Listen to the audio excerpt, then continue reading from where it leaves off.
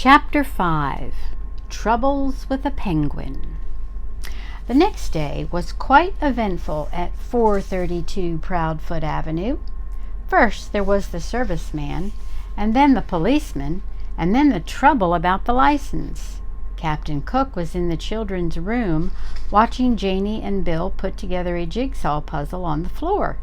He was very good about not disturbing the pieces after Bill had spanked him for eating one. He did not hear the refrigerator serviceman come to the back door. Mrs. Popper had gone marketing for canned shrimps for the Penguin, so that Mr. Popper was alone in the kitchen to explain to the serviceman what he wanted done to the refrigerator. The serviceman put his tool bag down on the kitchen floor, looked at the refrigerator, and then at Mr. Popper, who, to tell the truth, had not shaved yet and was not very tidy. "Mister," he said, "you don't need no ventilating holes in that there door." "It's my ice box, and I want some holes bored in the door," said Mr. Popper.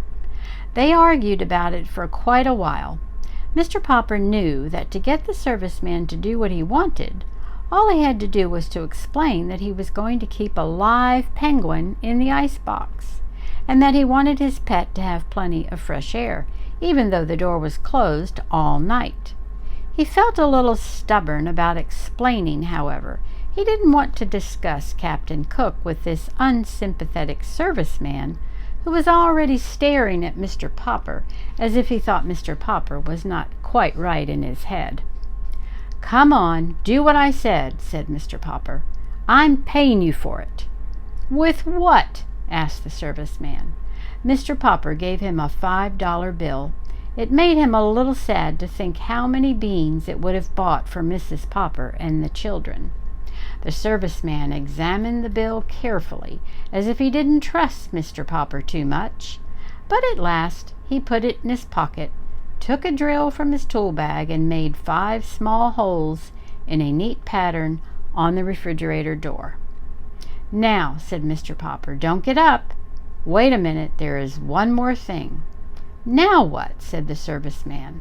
"I suppose now you want me to take the door off its hinges to let in a little more air. Or do you want me to make a radio set out of your ice box?" "Don't get funny," said Mr. Popper indignantly. "That is no way to talk. Believe it or not, I know what I'm doing. I mean, having you do. I want you to fix an extra handle on the inside of that box so it can be opened from the inside of the box." "That," said the serviceman, "is a fine idea. You want an extra handle on the inside. Sure. He picked up his tool bag. "Aren't you going to do it for me?" asked Mr. Popper.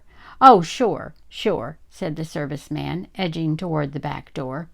Mr. Popper saw that for all his words of agreement, the serviceman had no intention of putting on an inside handle. "I thought you were a serviceman," he said.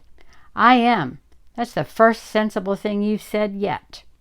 You're a fine kind of a serviceman if you don't even know how to put an extra handle on the inside of an icebox door."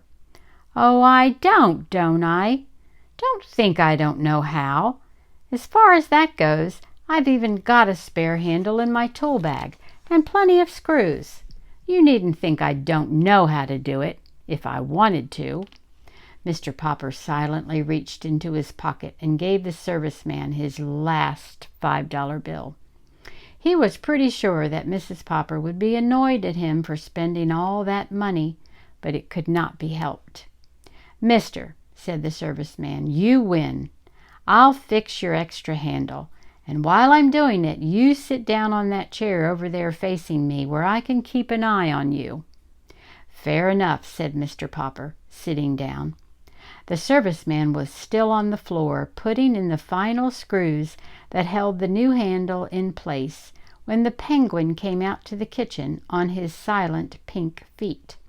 Surprised at seeing a strange man sitting on the floor, Captain Cook quietly walked over and began to peck him curiously. But the serviceman was even more surprised than Captain Cook.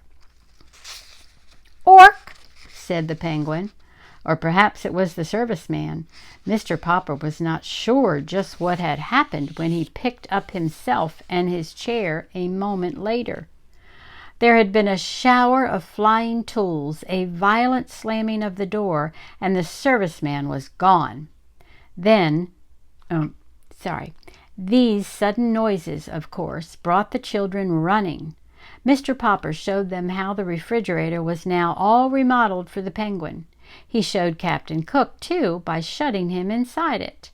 The penguin at once noticed the shiny new inside handle and bit it with his usual curiosity. The door opened and Captain Cook jumped out. Mr. Popper promptly put Captain Cook back inside and shut the door again, to be sure that the penguin learned his lesson. Before long, Captain Cook became quite skillful at getting out and was ready to be taught how to get inside when the door was shut. By the time the policeman came to the back door, Captain Cook was going in and out the refrigerator as easily as if he had lived in one all his life. Until next time, love you.